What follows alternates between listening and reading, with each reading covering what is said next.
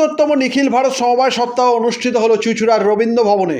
14ই November থেকে চলবে 20শে November পর্যন্ত। অনুষ্ঠানের উদ্বোধন করেন হুগলি জেলা পরিষদের সভাধিপতি রঞ্জন ধারা।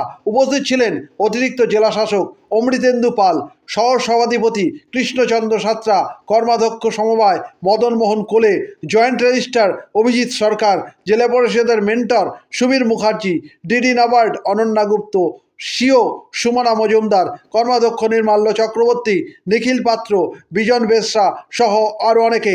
পরে মদন মোহন কোলে জানান। চুঁচুড়া থেকে প্রবীর ঘোষালের রিপোর্ট। রবীন্দ্র ভবনে কেন্দ্রীয়ভাবে আমরা হুগলি জেলা ৭২তম সমবায় দিবসটি উদযাপিত করলাম।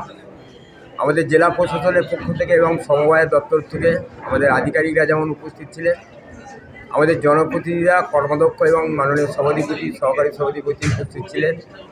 আমাদের জেলার সিআই সাহেবরা এবং সমবায় দপ্তরগুলি থেকে অন্যান্য আধিকারিক এবং এসএইচজি গ্রুপের যারা সদস্য তারা উপস্থিত ছিলেন। আমরা সামগ্রিকভাবে সমবায়ের যে উদ্দেশ্য, সমবায়কে কেন আমরা মানুষের কাছে পৌঁছে দিচ্ছি এবং বেশি বেশি করে কেন মানুষের কাছে পৌঁছে দিতে পারবো বা হবে, সেই আলোচনা আমরা বিভিন্নভাবে করেছি। যে একদিকে আমাদের আধিকারিকরা বক্তব্য রেখেছেন যাতে আরও সমবায়কে আমরা মানুষের কাছে পৌঁছে দিতে পারি, আর উল্টো দিকে জনপ্রতিনিধিরা তারা বক্তব্যের মাধ্যম দিয়ে আগামী দিনে আমাদের চলার পথে তারা ঠিক করে দিচ্ছেন এবং দিয়েছেন।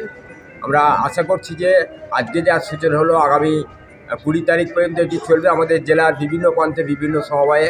আরও আমরা 10টি জায়গায় প্রায় এই অনুষ্ঠান অনুষ্ঠিত করব এবং সবশেষে রাজ্য স্তরে আগামী 20 তারিখ যে আমাদের সভা রয়েছে, সেখানে আমাদের জেলা থেকে অনেক পার্টিসিপেন্ট সেখানে অংশগ্রহণ করে সার্বিকভাবে আমরা মনে করেছি যে আমাদের সাহেবদের উপস্থিতিতে এবং জনপ্রতিনিধিদের উপস্থিতিতে আজকের যে সমবায় সপ্তাহ আমাদের পালন হলো, এটা সাফল্যের সঙ্গে আমরা পালন করতে পেরেছি বলে আমরা মনে করছি।